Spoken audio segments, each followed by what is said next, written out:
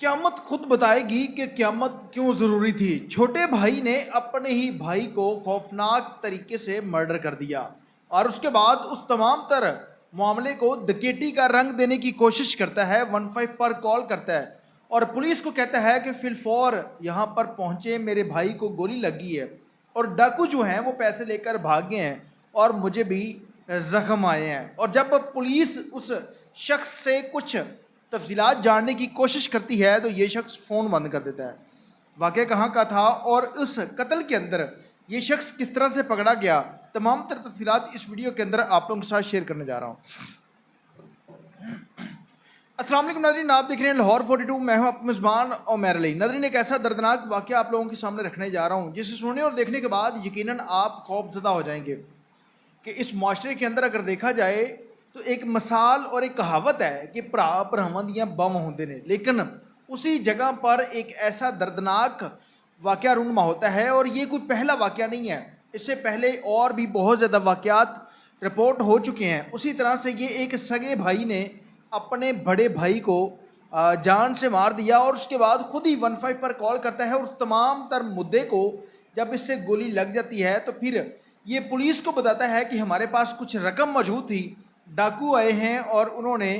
ہمارے سے رقم بھی چھین لی ہے اور میرے بھائی کو قتل کر دیا ہے۔ اب اس کا جو بھائی تھا وہ 4 بچوں کا باپ ہے، یعنی کہ یہ درندہ نما شخص اپنے ہی ان معصوم بھتیجیوں اور بھتیجوں کو یتیم کر دیتا ہے۔ اور اس کے بعد جب پولیس وہاں پر پہنچتی ہے تو اس تمام تر کیس کا جو رخ ہے وہ تبدیل ہو جاتا ہے۔ اب یہ جو افسوسناک واقعہ رینالہ خورد اس کا ایک قریبی گاؤں ہے جہاں پر یہ افسوسناک واقعہ رونما ہوا ہے، اس میں علی رضا جو ہے یہ قاتل ہے اور بابر مقتول ہے۔ بابر کے 4 بچے ہیں اور بابر ایک نیک سیرت انسان ہے، یہ ہمیشہ اپنے اس بھائی علی رضا کو سمجھاتا رہتا تھا کہ تم پسٹل ساتھ نہ رکھا کرو اور اس معاشرے کے اندر ایک اچھا شہری بن کر زندگی گزارو تاکہ لوگ تمہیں بھی اچھے الفاظ میں یاد کریں۔ لیکن یہ جو شخص تھا اس کا چال چلن اور اس کی کچھ حرکات جو تھی وہ ٹھیک نہیں تھی، جس پر اس کا بھائی جو تھا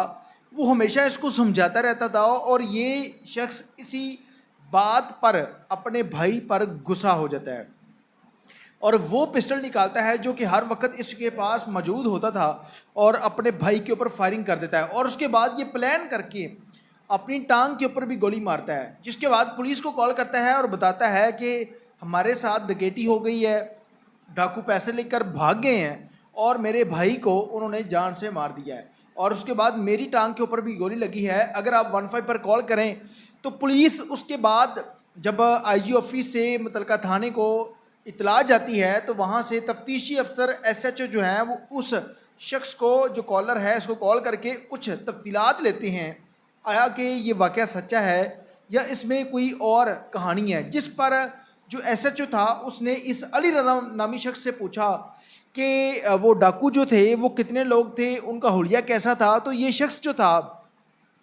اس کو کہتا ہے کہ مجھے درد ہو رہی ہے، مجھے بھی ایک بڑی گولی لگی ہے جس کی وجہ سے میری جان خطرے میں ہے، آپ فی الفور یہاں پر پہنچے اور اپنی کال جو ہے وہ بند کر دیتا ہے۔ اب کچھ تفصیلات جو اس نے 15 پر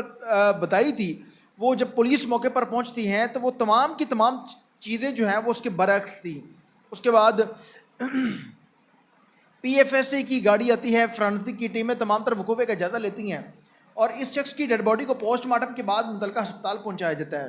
اور اس کے بعد رینالہ خورد کے نواحی گاؤں میں اس ابرار نامی شخص کی ڈیڈ باڈی کو دفن کر دیا جاتا ہے۔ اور اس کے بعد پولیس کے لیے ایک بہت بڑا چیلنج تھا اس کیس کو ٹریس کرنا اور تمام کی تمام جو فیملی ہے جب ان سے پوچھا گیا کہ آپ کی کسی کے ساتھ کوئی دشمنی کوئی رنجش وغیرہ تو نہیں ہے، جس پر وہ بتاتے ہیں کہ ہماری کسی کے ساتھ کوئی دشمنی نہیں ہے۔ اب پولیس کے لیے ایک نئی مشکل تھی کہ اس کیس میں ان ملزمان کو کیسے ٹریسا جائے، جس پر پولیس نے سب سے پہلے جو تفتیش تھی اسی علی رضا نامی شخص سے شروع کی، جس پر پولیس کو شک تھا اور پولیس اپنے جب پولیس نے اس تمام تر معاملے کے اوپر اس کو اپنے روایتی طریقہ کار کے مطابق شامل تفتیش کیا تو پھر یہ شخص ماننا شروع کرتا ہے اور اس پر جب گھر والوں کو بتایا تو گھر والے جو تھے وہ یقین ہی نہیں کر رہے تھے کہ اس کا بھائی اپنے بھائی کی جان لے سکتا ہے۔ اور اس کے بعد آلہ قتل برآمد کروانے کے لیے جب اس کی فیملی کے ہمراہ اس شخص کو لے جایا گیا تو اس نے بتایا کہ میں نے فلاں جگہ پر پستول چھپا رکھی ہے، اور وہاں سے پستول جو تھی وہ برآمد کر کے اس نے پولیس کے حوالے کی، تو پھر تمام کے تمام وہ فیملی ممبرز ہکے بکے رہ جاتی ہیں کہ یہ شخص جس کے بارے میں ہم سوچ بھی نہیں سکتے تھے، اور اس کا بھائی تھا، وہ اس کا بہت زیادہ خیال رکھتا تھا، اور یہ درندہ نما شخص اس کے ساتھ اتنا بڑا ظلم کر سکتا ہے. جس کے بعد پولیس نے اس کو گرفتار کر لیا، اور گرفتاری کے بعد جو تمام کی تمام تفتیش تھی وہ مکمل ہو چکی ہے، اور والدین بھی اس پر مدعی مقدمہ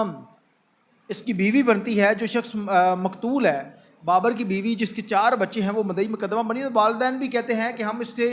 ہم انصاف کی اپیل کرتے ہیں، اور اکثر اوقات ہم نے دیکھا ہے کہ جو اس طرح کے کیسز ہوتے ہیں اس میں بعض میں فیملی کے لوگ ہوتے ہیں، جو شخص چلا گیا ہے وہ بھی فیملی سے تھا، اور اس کے بعد وہ صلح کر لیتے، اور ایسے درندے جو ہیں وہ چھوٹ کر آ جاتے ہیں، اور اس معاشرے کے لیے وہ ایک